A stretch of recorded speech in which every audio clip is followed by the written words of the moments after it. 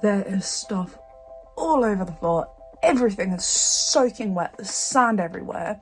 Nobody talks about this side of glamping, do they? The wet sandy mess I was staying in was this Airstream caravan called Billie Jean, located at the Eden Project in Cornwall. I showed the Eden Project in part 1 of this road trip. If you haven't seen it already, make sure you go and watch that video. The caravan was really big. It had a double bed with space to walk around both sides, and if there was a third person travelling, they could sleep in this fold-out bed. Down the other end, there was a seating area with some storage. More storage came in the way of this wardrobe that had extra bedding and electric heaters inside. The wheel arches also doubled up as additional seating. I wish there'd been a little sink or kitchenette in here because there's definitely space for one. There were blinds on all of the windows, which opened like so. Very cool. There was a fire pit outside, but unfortunately it rained both nights we were here. Checkout was pretty early in the morning, but we had a busy day ahead of us, so it was good to get on the road early. I'm on a road trip around the West Country, and the first stop of the day was Bodmin Moor. It's so cute! The sheep and the horses just hanging out together.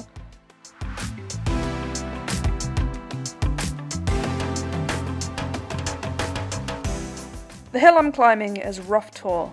It's the second highest point in Cornwall at 400 metres above sea level. There's something I'm really keen to see from the top. And this is it, that's the main attraction. That is Brown Willy, the highest peak in Cornwall. Unfortunately, we don't have time to go up there today, but I wanted to at least come and have a look at him. I was a bit disappointed at first that we didn't have time to go up Brown Willy, but actually in a lot of ways it's nicer to see big hills from a distance to get a better appreciation of what they really look like. When you're on them, they often just look like every other hill. And there's only about 65-foot difference in height between this and Brown Willy anyway. As they say, size isn't everything. We walked across the ridge to the other peak that I think is called Showery Tor. I love this landscape so much. It's so bleak, but there's actually so much going on. I love looking at all the rock formations and making shapes out of them. I look like I'm having a poo, but the rock looks like a whale. I want to come back for a more relaxed break here and give myself a whole day to walk on Bodmin. But for now, we're moving on to somewhere that I'm excited and nervous about in equal measure. Look who I found! It's Lorna Doone! The novel Lorna Doone is set in Exmoor, and this statue depicts a young Lorna. I have come to Dulverton in Somerset, and just in front of me there is a building which is now the information centre for the Exmoor National Park, but it hasn't always been so. It was built as a workhouse, and then during the Second World War it was taken over and used as a maternity hospital. And in 1943, my dad was born in that building, Exmoor House. My dad died when I was 15, and he never really talked a lot. He didn't talk about himself, about his family, his history. The thing that he did talk about a lot was being from Somerset. Even though all of his family, as far back as I know, were from London, he always felt more like this was home for him and this is where he was from. So that's why I've come down to have a look and see where he was from and maybe get an idea of why it was that he still felt such a connection to the place. It's a very strange thing growing up with a parent who's dying. It's just kind of difficult to make a strong bond with someone, or have that permanence and stability that people get from their parents when you know that it's not going to be permanent. We did grow very close towards the end and, say the things that needed to be said and make peace with the situation. But yeah, sometimes I wonder what it would have been like to grow up a bit more normally. And he was sick for a very, very long time. He was diagnosed when I was 4. He had leukemia, that's what he died from. And through the years he was in and out of hospital, chemo and infections and other things. And the last year of his life, he spent most of it in hospital, and it's not a nice way to die.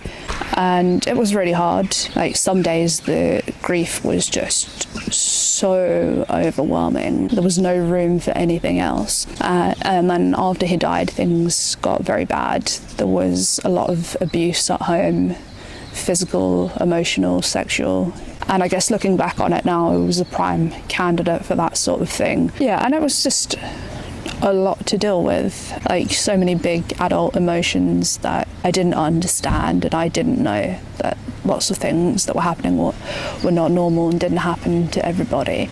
As time goes by, things change, and now I can look at things from an adult perspective and a bit more objectively. It's very easy when someone dies to kind of idolize them and, make them into this almost saintly figure who could do no wrong, and that's not true at all. Likewise, it would be easy to demonize them and blame them for every bad thing that's ever happened, and that's not fair. He wasn't a perfect person by any means. He was quite flawed, and now looking back at it, I think he was just very insecure, as most of us are. It would have been interesting to know him now as an adult, and I wonder what he would make of me and my life now. But then if things hadn't happened the way that they did, who knows what my life would be like now. Although it's nice sometimes to look back, I've got so much more to look forward to. It was another dark drive down a country lane to get to our accommodation.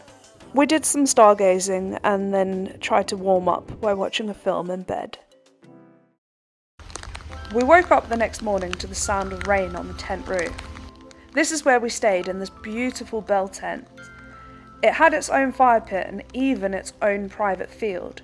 It would have been nice in daylight and better weather.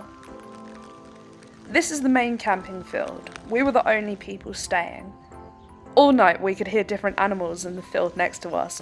They were making some incredible noises, and this bold beauty wanted to get inside the tent with us. We didn't let them, but I will show you around. It was very spacious inside with a double bed, but you had to bring your own bedding, which is not exactly my idea of glamping. It was cheap though.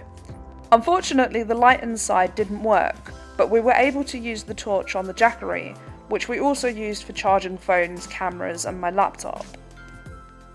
The tent was comfortable enough, but with no heating, I wouldn't have liked to stay there much later in the year. I'm sure it would be lovely in the summer with these vents open. When we arrived, we couldn't get hold of the owner, so we just found our own way into the tent. But in the dark, we couldn't find the toilet block. It wasn't until after we'd had our nature wheeze and packed up that we noticed them on the other side of the field. It's a shame really, because the showers looked incredible. Back on the road, we headed to Cheddar Gorge, a limestone gorge in Somerset that's a huge tourist attraction.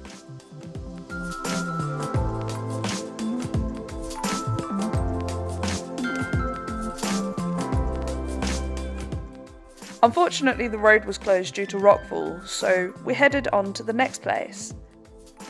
Welcome to Glastonbury, the town that has more hippies per square mile than anywhere else in the world.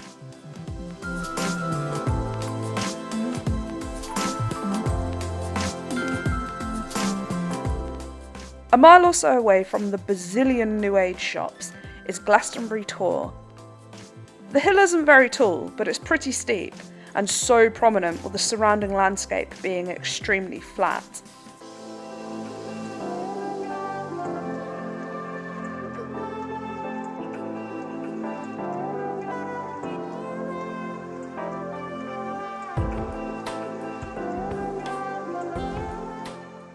The roofless St Michael's Tower is a Grade 1 listed building and beautifully frames the surrounding countryside. There's a lot of mythology associated with the Tor, and for many people it's a very spiritual place. I think this is the perfect place to end my West Country adventure. Thank you for watching.